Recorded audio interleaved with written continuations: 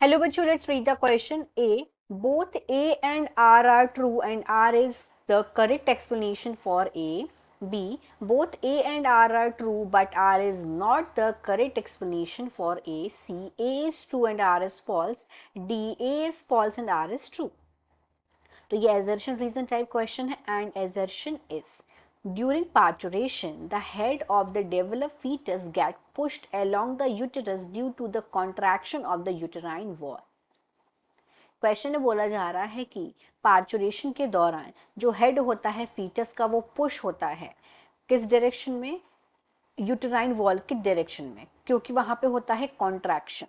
अब यहाँ पे रीजन है during parturition cervical expansion takes place, कि जो पार्चुरेशन के दौरान क्या होता है कि सर्विकल में एक्सपेंशन होता है. तो सबसे पहले यहाँ पे हम देखेंगे इस क्वेश्चन का की concept of this question is, क्योंकि यहाँ पे सारी की सारी बात जो है वो पार्चुरेशन से हो रही है. पार्चुरेशन क्या है, जो डिलीवरी होती है उसको बोलते हैं पार्चुरेशन.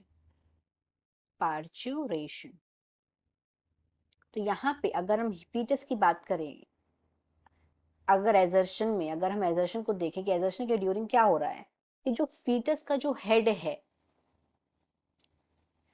जो फीटस का हेड होता है, हेड ऑफ द फीटस,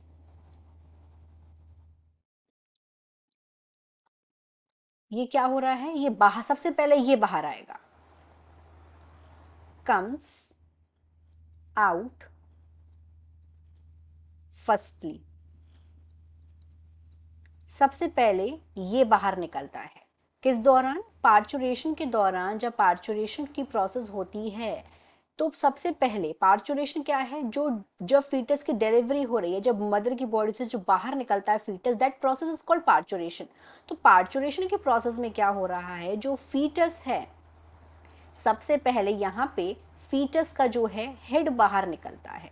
और ऐसा क्यों है, फीटस का हेड ही क्यों बाहर निकलता है, क्योंकि ये उसकी होती है best position.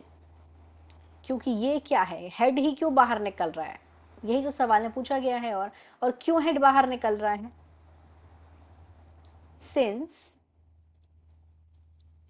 It is the best position.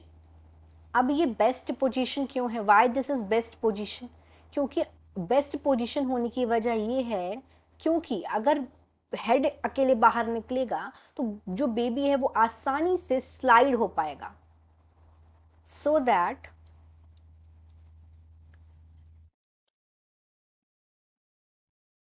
fetus can slide, जो फीटस है वो स्लाइड हो पाए स्मूथली. कहां से स्मूथली स्लाइड हो पाए, from birth canal, birth canal से, फ्रॉम बर्थ कैनाल. तो यहाँ पे अगर हम देखेंगे अपना कि अगर हम अब यहाँ पे एजर्शन देखेंगे तो यहाँ पे एजर्शन तो करेक्ट है एकदम. अब हम रीजन की बात करते हैं.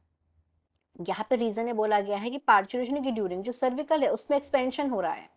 Yes, this is also right.